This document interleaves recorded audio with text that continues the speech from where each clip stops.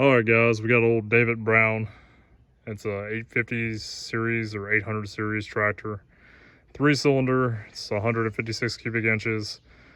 This is a good reason not to use starting fluid on your tractors. So this tractor's got to get back up because they've got hay to put up with it, and they were trying to get it started because it sat for so long.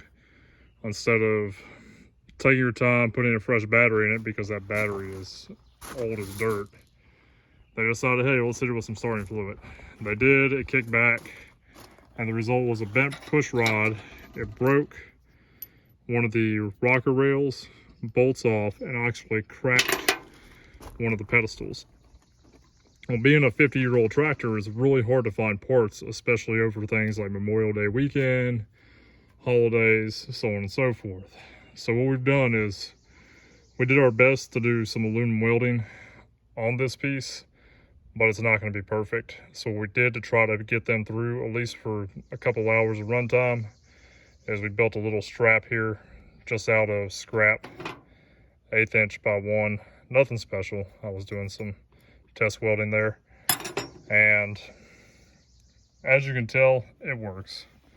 We ran it down the front, made a little bit of a pole up here just so it kind of covers that front. Believe it or not, this tractor actually ran. It was running on 3 cylinders because this push rod was bent and had actually fallen down in the valley. And once again, anytime this push rod would come up, it was actually lifting the rail up.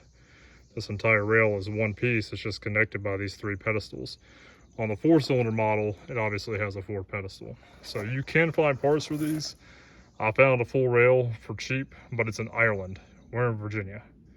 So it's going to take a while to get here. You may be able to find one in your local tractor parts store, salvage yard, stuff like that. But guys, I can't preach enough. Do not use starting fluid on these old tractors.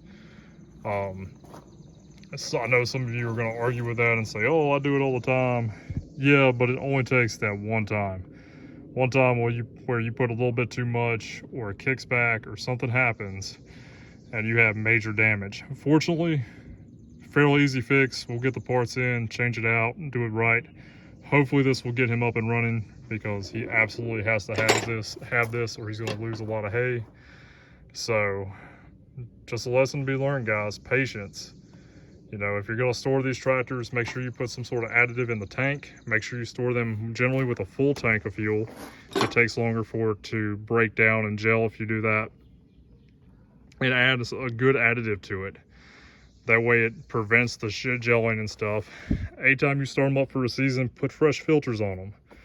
Little stuff like that makes all the difference, and I can't emphasize enough, these tractors really do need a strong battery to start.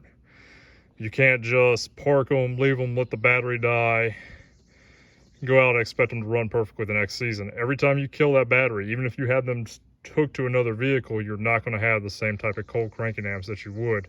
And these need a lot of power to turn over. So I hope this helps some of you guys. I know some of y'all are going to hate this, but hey, for now it works. Be safe out there, guys. Remember, if you like these videos, continue to like, share, and subscribe. We'll update you on how this performs. And as always, all the way. Well, guys, the tractor's been ran, and yes, the little strap here along with the cold fusion has worked. I don't know how long that will actually hold, but hey, it is what it is. So we'll definitely have to replace that, but it's got the tractor to where it's running. Interesting fact, these have 1, 2, 3, 4, 5 head bolts per cylinder. So for a forced induction application, if anybody wants to add a turbo to one of these, probably a good candidate. Those are some big head bolts too. They've only got like 17-to-1 compression, so it runs much better. It's not kicking through the intake. At least we can move it, and we'll go from there.